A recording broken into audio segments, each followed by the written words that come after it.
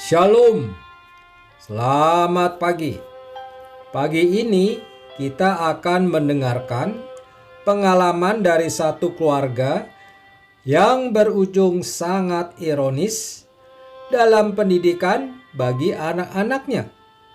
Mari kita dengarkan sebagai pembelajaran bagi kita semua untuk membina keluarga secara utuh di dalam Kristus.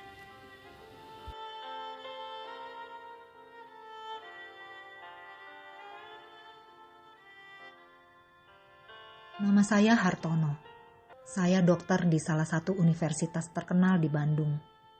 Saya dibesarkan di keluarga modern, di mana ilmu pengetahuan dan kekayaan duniawi sangatlah penting dan diistimewakan. Anak saya 3, semuanya sekolah di luar negeri. Saya menulis buku panduan bagaimana supaya bisa menyekolahkan anak di luar negeri tanpa dihantui beban biaya yang mahal. Saya banyak diundang seminar tentang ini. Konsepnya, setiap anak lahir harus membeli rumah sekecil apapun. Nanti rumah itu dijual untuk anak-anak di luar negeri 1 atau 2 tahun. Tahun ketiga, anak diajari untuk membiayai hidup dan kuliah sendiri. Konsep ini diikuti banyak orang dan terbukti sukses. Tapi belakangan saya menarik peredaran buku itu dan meminta maaf kepada orang-orang yang sudah terpengaruh oleh pemikiran saya. Saya menolak konsep saya sendiri setelah peristiwa tragis menimpa keluarga saya. Suatu hari istri saya sakit. Anak pertama yang sudah mapan bekerja di Amerika saya telepon bahwa ibunya sakit. Dia tidak bisa pulang dengan alasan ada beberapa meeting yang tidak bisa ditunda. Anak kedua sedang ujian, sehingga mustahil juga pulang karena resiko tidak lulus ujian.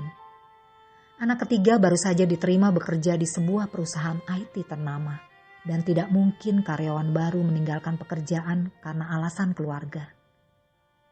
Ternyata Allah mengizinkan istri saya meninggal seminggu setelah ia dirawat di rumah sakit. Tak satu pun anak saya yang hadir di pemakaman ibunya.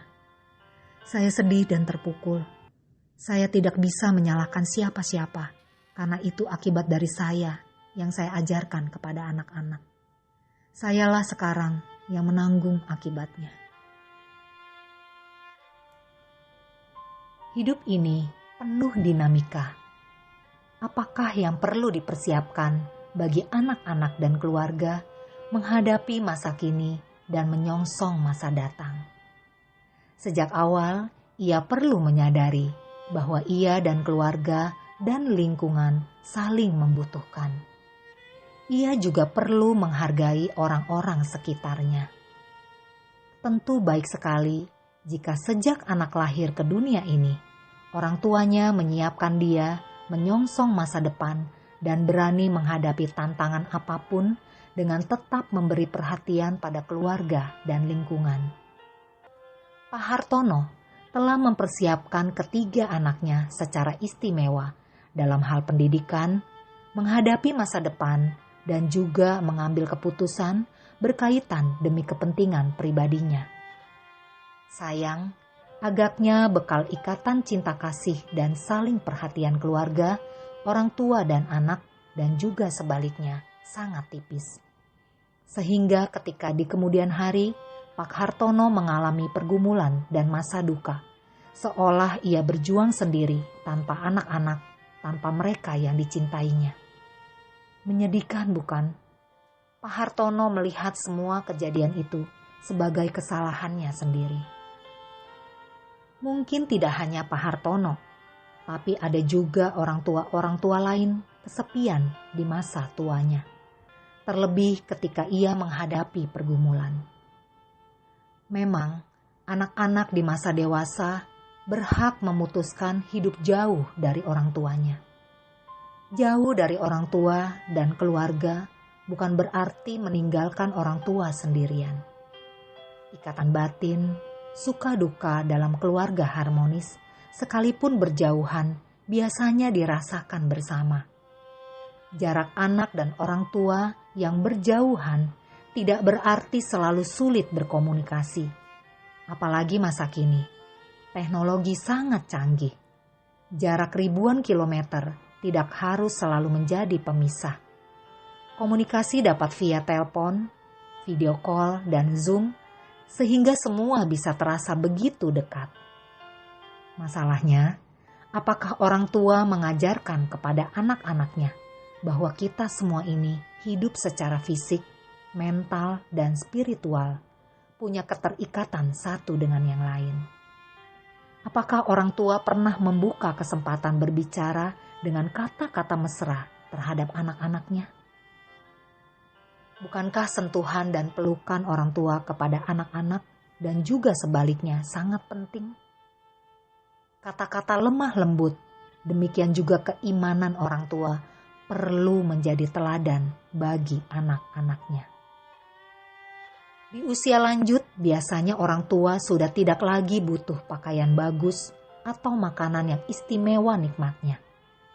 Ia lebih butuh perhatian dan cinta kasih dari anak-anaknya, terutama dalam bentuk kata-kata yang menyentuh hati, sentuhan kasih sayang, perhatian dari anak dan orang-orang yang dicintainya.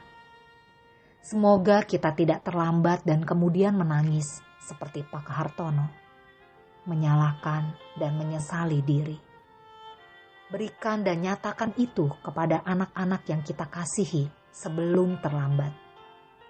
Pesan Paulus kepada Timotius yang masih muda itu dalam 1 Timotius pasal 4 ayat 12. Jangan seorang pun menganggap engkau rendah karena engkau muda. Jadilah teladan bagi orang-orang percaya dalam perkataanmu, dalam tingkah lakumu, dalam kasihmu, dalam kesetiaanmu, dan dalam kesucianmu. Penting menjadi teladan dalam hal mengasihi.